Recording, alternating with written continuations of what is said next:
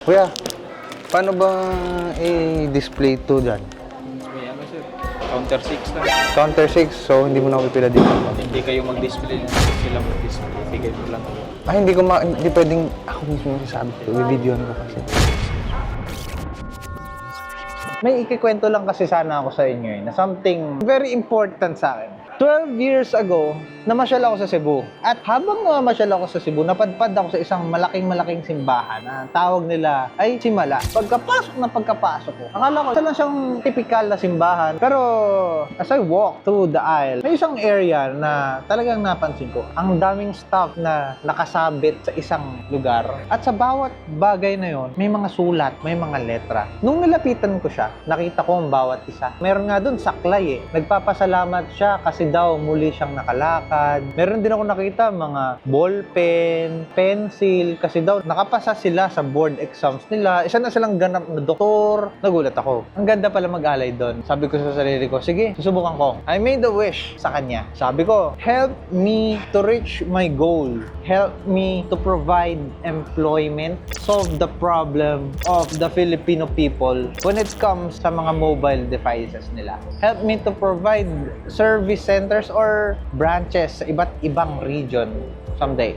And ayun na nga, years after years, ay ibinigay niya ang kahilingan ko. At ang sabi ko nga sa kanya noon kapag naibigay mo ang aking kahilingan, pinapangako ko sa'yo, isusurrender ko sa'yo ang pinaka-importanteng tools sa buhay ko.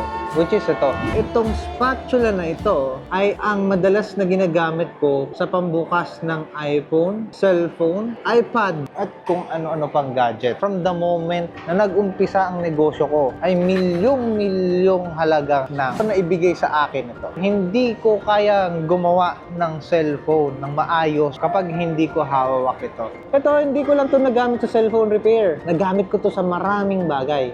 I don't actually believe in religion Okay naman kahit ano Kristiyano, Iglesia ni Cristo, Muslim, Seventh-day Adventist, at kung ano-ano pang religion. Kasi for me, we only have one God. At hindi mo marireach yung success mo kung wala kang tiwala sa taas. Sabihin na natin, oo, nag-wish ka nga. Kaya anhin mo naman yun kung hindi ka naman kikilos. Nasa Diyos ang awa, nasa tao ang gawa, diba? Kaya hindi sapat na wish lang. Huwag mong kalilimutan hard work. Huwag kang mag-goal ng magkapera. Ang i-goal mo is ma-reach yung bagay na gusto mo. Kasi pag na-reach mo yung bagay na gusto mo, susunod yung pera. Ito!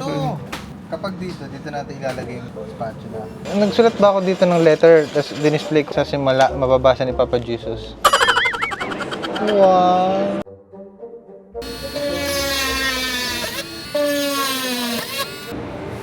Ayan yung proof, hanggang dito ginagamit niya. Ito, gagamit ko kahit anong bagay Pag naputol yan nga, wala kang isasabit.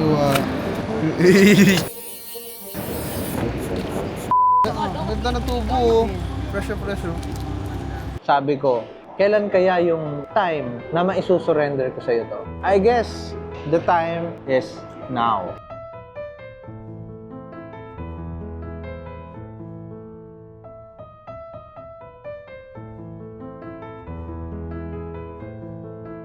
Very mixed emotion yung aking nararamdaman. Hindi ko maipaliwanag.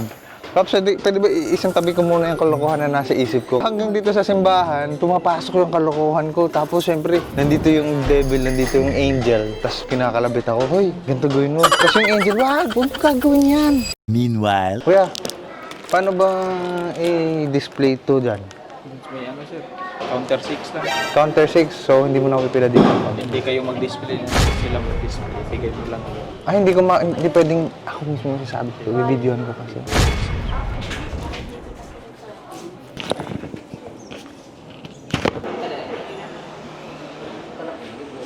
Counter 6 kaya? Oh? Counter 6? Oh. Ito? Lagyan mo na yung signature, kukunin yan dyan. Pero ang tulpen kaya? Utang na rin 50. Kung hindi mo lagyan, balik yan sa inyo. Sige, signature na lang ko lang ko. Oh, signature na lang. Oh, Address. sige. Address. Sige, dito lalagay ko na. dito. Ito na. Isusurrender ko na po, mga friends, yung isa sa pinakamahalaga. Actually, hindi isa. Ito lang talaga.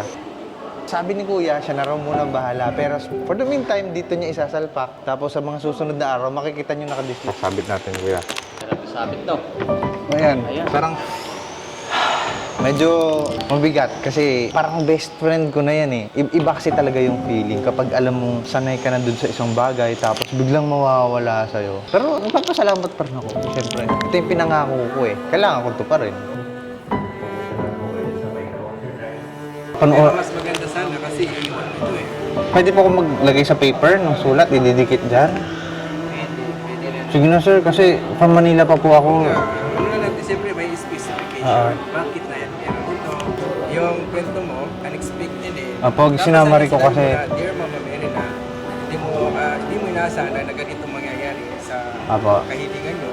Dahil, siyempre, minsan po yung pananampalataya natin. Ganun sana, para at least yung maunawaan ng mga tao, bakit nandito ito. I-rewrite mo yung konting history, mas maganda siya. Tapos, ilalagay na lang natin dito. Sa ilalim po. Yes. Pwede na to. Yay! Sige, salamat. Thank you mga friends, medyo sacred yung lugar. Hindi na muna ako pipila kasi napakahaba. Siguro yung mga kasama ko na lang. Meron ako 3 flowers dito. Ang kahilingan ko sa first one, for my family. Second one, for world peace. And for the last one, ito pa rin niya yung wish ng mas higit pa nangangailangan sa akin. Kasi okay na ako eh, bakit pa hiling pa ako? Okay na ako eh, I pray for everyone need. Lagay ko na muna somewhere to. Medyo mabigat sa pakiramdam ng konti at masarap sa pakiramdam kasi na-surrender ko yung matagal kong iningatan. Naibigay ko na. And maraming salamat sa pag-view dito sa nag-iisang walang script. Naging seryoso ako ngayong araw. Ciao!